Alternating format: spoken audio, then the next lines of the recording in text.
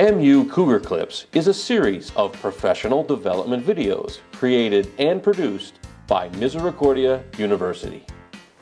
Hello, and welcome to Powerful Presentation Tips. This is being put together for you today by Misericordia University's Leadership Development Program, and it's for your professional development.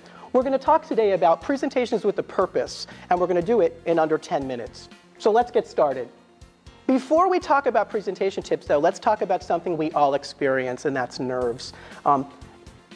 Butterflies, the queasy stomach, racing heart, sweaty palms, dry throat, you name it, we've all experienced it.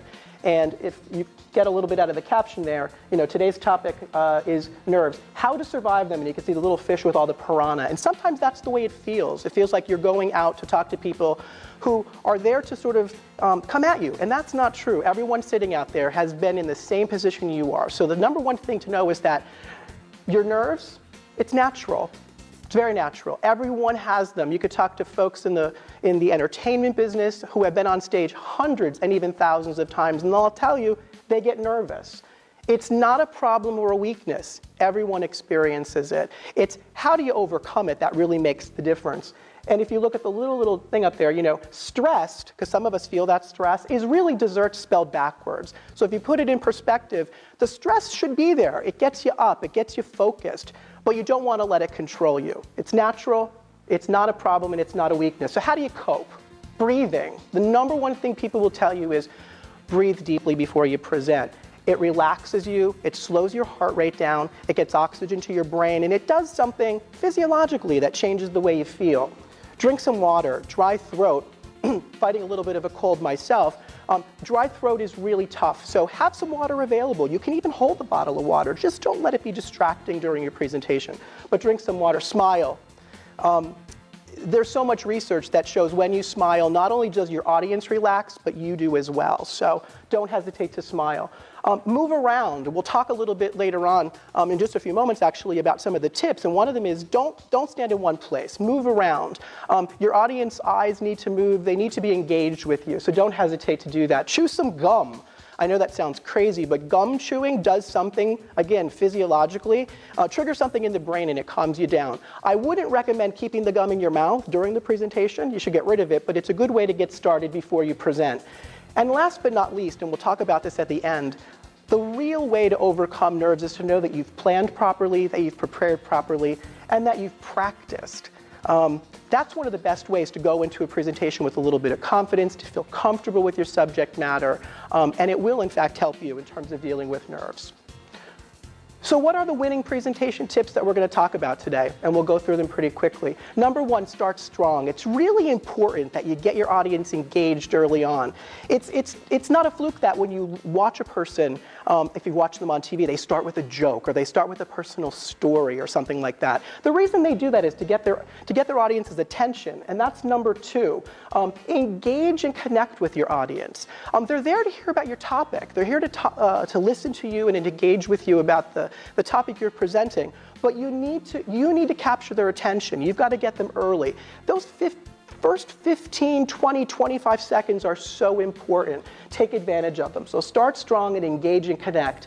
Next, third, focus on your audience's needs. Know why they're there. Know who they are. It will help you talk to them in a way that they understand where you're coming from. If you're talking to a group of individuals who are first-time presenters, you may approach that very differently than you would a seasoned group of professionals who maybe are in sales or in relationship management. So know your audience and focus on their needs. Number four, show interest. If you have to, I don't want to say fake it, but if you have to fake it, but you need to be interested. If you're not interested in your topic, your audience isn't going to be interested either. Clearly define your objectives. It's really important in that first minute or so to let the audience know, not only to connect with them, but let them know, what is the purpose of today? What am I going to get out of this? If they know early on that there's something of value, they're more likely to be interested, committed to the presentation, and they certainly will pay attention. Make eye contact. It kind of goes without being said. We've learned that and we've heard it time and time again, but eye contact is so important.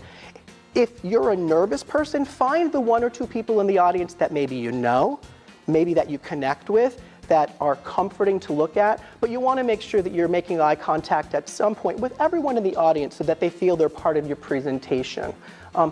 Move away from the podium. There's nothing worse than sitting in an audience and listening to an individual talk from a podium where your eyes are kind of fixed. It's very easy to fall into almost a state of sleeping, if you will. Moving around is a good thing. Today, in this presentation, I'm a little confined to the space that I have for videotaping this for you, but normally I would be moving around much more. So I encourage you to do that. Don't stand behind the podium. Get out, get close, connect with your audience.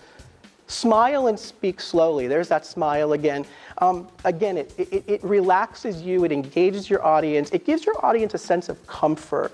So it's good for you, it's good for your audience. And speaking slowly. I'm not the best at it, so if you speak a little more quickly, please make sure that you're speaking clearly.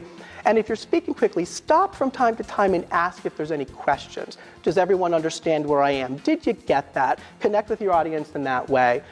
Keep it short and to the point. A presentation is not designed to be the catch-all of learning for everything. It's really to get your audience to connect with some key topics and some key ideas, but you're never going to communicate everything in a 15 or 20-minute presentation. So keep it short, keep it to the point. Segment and take breaks. If the topic you're presenting on does require a large amount of time, it's probably good to think about when you naturally take breaks. So your presentation should be structured in a way that folks have a break regularly throughout. It's known that the mind only absorbs as much as the butt can bear, and we all know that's true. So if you have to segment it, maybe in 15, 20-minute clips, take a break, come back, your audience will come back to you refreshed and really ready to re-engage with you. And I threw one more in there, one more, number 11, although it's 10 tips, number 11. Have some fun with it.